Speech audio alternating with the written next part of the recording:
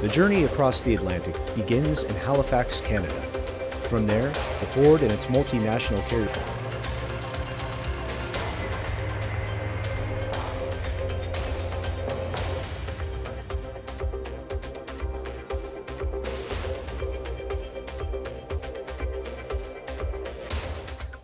Amidst a backdrop of nuclear threats from Russian President Vladimir Putin, NATO finds itself in deliberations regarding the deployment of additional nuclear weapons.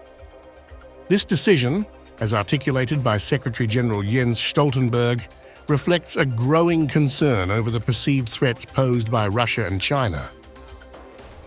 Stoltenberg, in an interview with Britain's Telegraph newspaper, emphasized the importance of transparency in NATO's nuclear policies, citing it as a critical factor in deterring potential adversaries.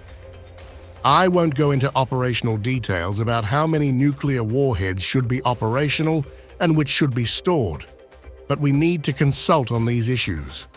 That's exactly what we're doing. Transparency helps to communicate the direct message that we, of course, are a nuclear alliance. While specifics regarding the number of nuclear warheads to be made operational were not disclosed, Stoltenberg stressed the need for consultations among NATO members on this issue.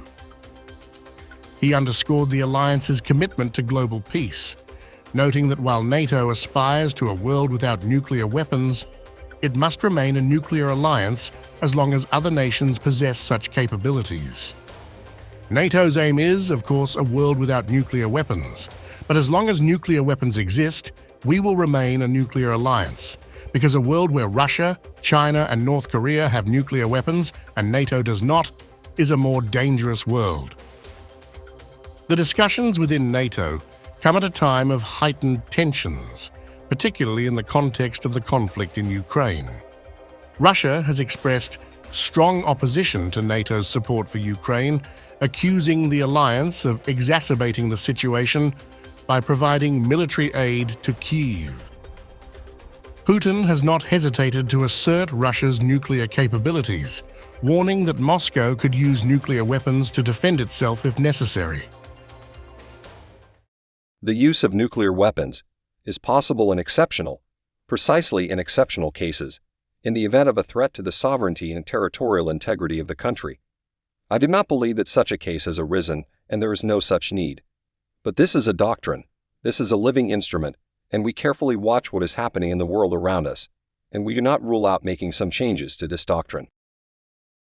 The recent deployment of 4 Russian warships, including a nuclear submarine, to Cuba has further raised concerns.